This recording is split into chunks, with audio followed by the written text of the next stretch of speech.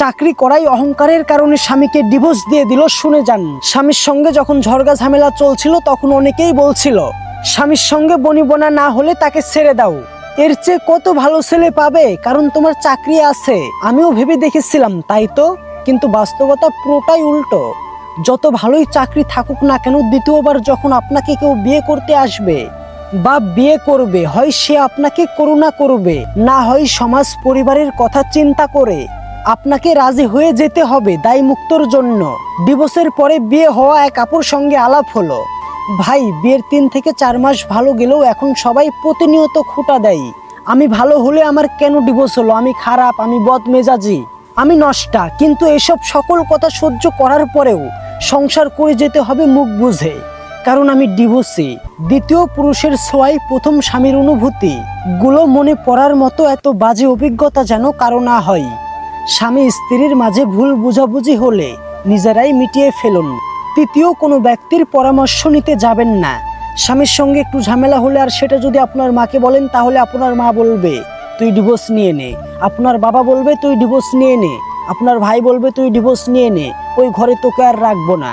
কিন্তু আপনি ডিভোর্স নিয়ে যখন মা বাবার ঘরে যাবেন, ভাইয়ের ঘরে যাবেন, তখন তাদের কাঁধে আপনি বোঝা হয়ে যাবেন।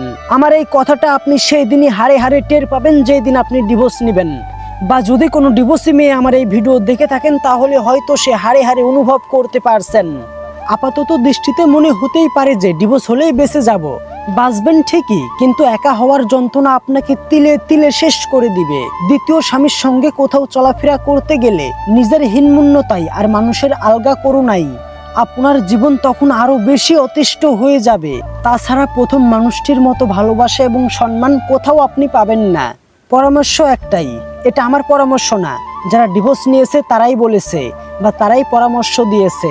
স্বামী স্ত্রীর মধ্যে যদি কোনো ঝামেলা হয়, ভুল বুঝাবুঝি হয়, তাহলে আপনারা দুজনেই সেটাকে ঠিক করুন। তৃতীয় কোনো ব্যক্তিকে জানাবেন না।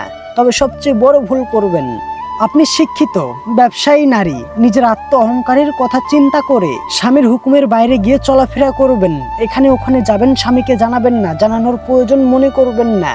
এমন মন মানসিকতা পরিবর্তন করুন। মনে রাখবেন আপনি একজন নারী, সে একজন পুরুষ। আল্লাহ তাআলা পুরুষদেরকে পরিবারের কর্তা বানিয়ে পাঠিয়েছে, আপনাকে না।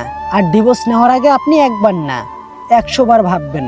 ডিভোর্স নেওয়ার আগে কোনো ডিভোর্সি মেয়ের পরামর্শ নেবেন। কোনো ডিভোর্সি মেয়েকে গিয়ে বলবেন আমার স্বামীর সঙ্গে আমার বনিবনা হচ্ছে না, আমি কি ডিভোর্স নিব, আমি কি ডিভোর্স নিয়ে সঠিক সিদ্ধান্ত নিব। আশা করি সেই ডিভোর্সি মেয়েটা যদি আপনার শত্রুও হয়, তবুও সে বলবে না তুমি ডিভোর্স নিও না। কারণ একজন ডিভোর্সি মেয়েই জানে এই সমাজ তাকে কতটা অবহেলা করে, এই সমাজ তাকে কতটা ঘৃণা করে। একজন ডিভোর্সি মেয়েই জানে তার পরিবার তাকে কতটা অবহেলা করে। তাই বোন, আপনাদের পা ধরে অনুরোধ করে বলছি, ডিভোর্স নেওয়ার মতো ভুল সিদ্ধান্ত আপনি নেবেন না। তবে ভুল করবেন।